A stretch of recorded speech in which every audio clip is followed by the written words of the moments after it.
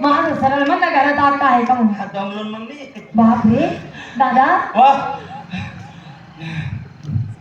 जेवढा जमी भरला घोडं तसं पळाल नाही इतकं घोडं पळालं घोडं पुढं मी मागं घोडं पुढं मी मागं. घोडं पुढं मी मागं. घोडं पुढं त्याचं माहिती नव्हतं. दादा हा. अरे एवढ्या धावत पळत आला मामा हा.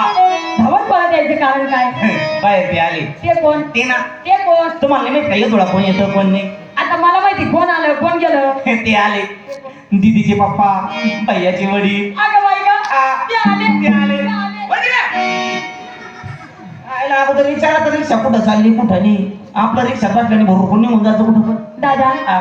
लवकर आम्ही त्यांना आतमध्ये पाठवून दे बरं. मी पंचायतीचं ताट सजवते हा लगेच पंचायतीचा तास चाललो याला का आला का लाईट का जायला नाही यायला ए नानो ओ नाना शिवाई हा. गेला होता का रे हो काय वेळ तुझी मालकी पाठवून द्या म्हणे पाठवून द्या म्हणे हा तुझं काम आटपलं तू आता तुझे ड्युटीवरती निघून जा मी आता धाब्यावर जातो दारू काय करतो दारू लागली कशाला जाते तुझा होय राजा? नालायक कुठला आपला तिथला अरे गाजर कुठला उमराच्या तिथला बेश्रम हा?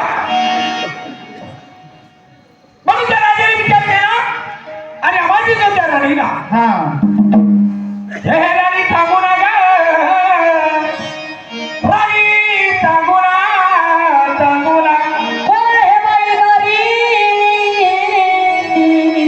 दारी दारी दारी तो भिकाऱ्याचा शाकाहारी हरी हरी अरे अरे दादा मग त्याला जाऊन सांग बाई साहेबात अजून स्वयंपाक झाला नाही म्हणावं पुढचा दरुजा पाहिजे म्हणा दादा वारी वाराचा वारी वाराच कारभार